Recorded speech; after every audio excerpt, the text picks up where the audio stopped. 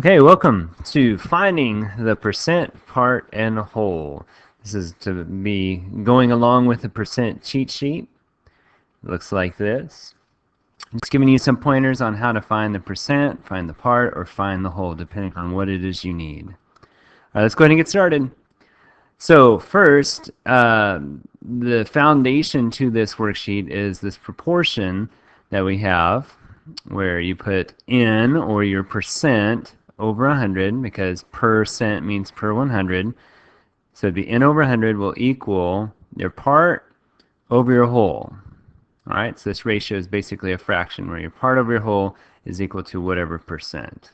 And we can use this proportion in all kinds of ways, as you will see. All right, so make sure you have that written at the top of your page. You'll get a lot of practice of writing this proportion. Trust me. Okay, so for the percent column, let's go ahead and look at it. So for example, your problem might look like this. What percent of 50 is 10? So obviously what we're looking for is percent. So it's basically saying, if we wanted to word it a different way, what percent is 10 out of 50? Okay, remember that proportion? Yeah, we need it again. So let's write it down. It's n over 100 equals part over whole. All right, now if you look over here under the steps, it's actually down here for you all. For us, it's over here on the video.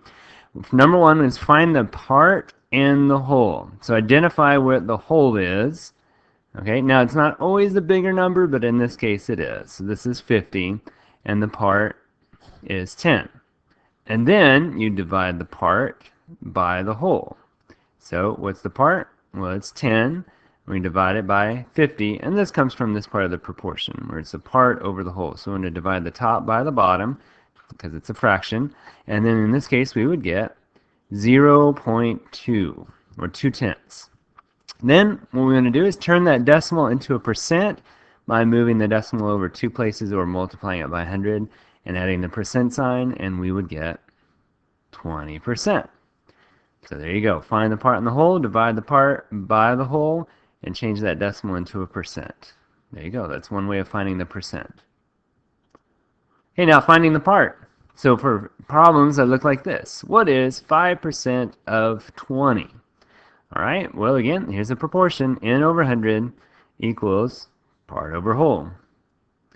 All right, so our steps are to turn the percent into a decimal. This is pretty important because we want to do 5%. We can't just multiply by 5. We're going to change it into a decimal. So it would be 0.05. So move the decimal over two places, and then we need a filling 0 in there. And then remember, of means to multiply. So when it says 5% of 20, we're going to multiply 20 by 5%.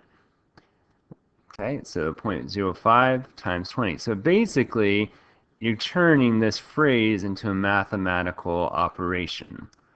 Okay, just doing a little translating here. Instead of, we're putting in the multiplication sign. Instead of 5%, we're putting in 0.05. And then multiply to find the answer. So again, 0.05 times 20, and we get 1. So what is 5% of 20? Well, the answer is 1. Remember, this is not a percent. Okay, we're not writing a number as a percent. It's just a pure straight number. Okay, what's 5% of 20 points? Well, it would be 1 point, for example. So don't put the percent sign here as your answer. Okay, finding the whole. Right? So for problems that look like this, 60 is 20% of what number? Notice the wording is a little bit different. All right? Again, we need n over 100 equals part over whole. And so what we need to do now is set up the proportion. Okay, do we know what n is? Well, we do, because it's the 20%. So we put 20 over 100. Do we know the part, or do we know the whole? All right, hang on to that thought. In this case, since it's finding the whole, we can assume we know the part is 60. So here we go. We got 20 over 100 equals our part over question mark, because we don't know our whole. That's what we're trying to find. Now figure out what you need to multiply or divide by on the top. So this is like scaling up. So 20 times something equals 60. You got it. We want to multiply by 3. So 20 times 3 gives me 60. And then do the same thing on the bottom, because we want to keep this balanced. All right, needs to be an equivalent fraction, if you will. So 20 times 3 equals 60. So 100 times 3 equals 300. Okay, so scaling up. Now there's another way to solve a proportion. You take this number and you multiply it by this, and then you divide it by this number. So 60 times 100 divided by 20 would also give us 300.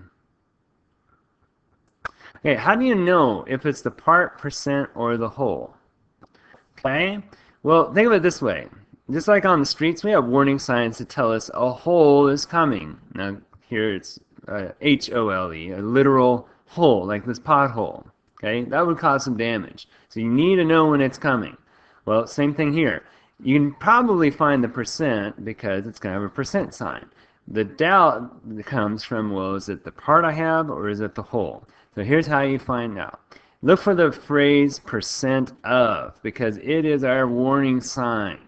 Okay? It tells us the whole, get it?